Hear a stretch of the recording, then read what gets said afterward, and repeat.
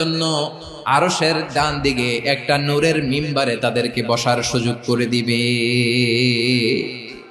আল্লাহর আরশের ডান দিকে ন্যায়পরায়ণ লোকদের জন্য আল্লাহ তাআলা নূরের মিম্বার বানাবে। চারটেখানে কথা মনে করেছেন? আল আদাল, জাস্টিস, ইন্নাল্লাহা ইয়া'মুরু বিল আদল। আল্লাহ তাআলা এই আদালতের নির্দেশনা দেন, সুবিচার, সুশাসন। প্রিয় ভাইয়েরা, এটা আমরা বাংলাদেশে চাই কি চাই না? এই যে অরাজকতা, এই যে অন্যায়, এই যে জুলুম, এই যে ইনকনসিস্টেন্সি, সমাজের অসঙ্গতির প্রধান কারণ জাস্টিস নাই, সুবিচার নাই, সুশাসন নাই। শেষবারের মতো আওয়াজ করে বলেন তো, আমরা বাংলাদেশে আদল চাই কি চাই না?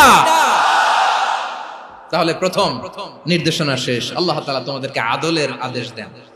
এরপরে আল্লাহ বললেন, আমি তোমাদেরকে ইহসানের আদেশ দেই। ইন্নাল্লাহা ইয়া'মুরু বিল আদলি ওয়াল ইহসান। আমি তোমাদেরকে যেমনি আদলের নির্দেশনা দেই, তেমনি ভাবে তোমাদেরকে ইহসানের নির্দেশনা দেই। ইহসান, আওয়াজ করে সবাই বলেন তো ইহসান। ইহসান মানে কারো প্রতি সফট হার্টেড হওয়া, মহানুভব হওয়া, অনুগ্রহ পরায়ণ হওয়া, অনুগ্রহশীল হওয়া, একে অপরের প্রতি দয়াদ্র হওয়া। একে অপরের প্রতি দয়াদ্র, অনুগ্রহশীল হওয়া ছাড়া মানবিক সমাজ কশিন কালেও গঠন করা সম্ভব না। প্রিয় ভাইয়েরা, সুন্দর আচরণ দিয়ে, ইহসান দিয়ে যা জয় করা যায়, নরম আচরণ দিয়ে যেটা অর্জন করা যায়, কঠোরতা দিয়ে সেটা পারা যায় না। বিষ্ণু ঈসা ইসলাম ইহসান দিয়ে, কোমল আচরণ দিয়ে, তার অনুগ্রহ দিয়ে তিনি অনেক কাফিরের হৃদয়কে জয় করে ফেলেছেন। সাইয়েদনা সুমামা ইবনে উসাল রাদিয়াল্লাহু তাআলা আনহুর কথা মনে পড়ে যায়। তিনি ছিলেন ইয়ামামার বাদশা।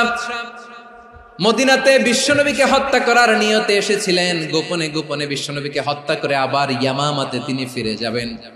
কিন্তু কি অবাক করা কাণ্ড, হত্যা করতে পারে নাই, সাহাবাদের হাতে তিনি ধরা পড়ে গেলেন।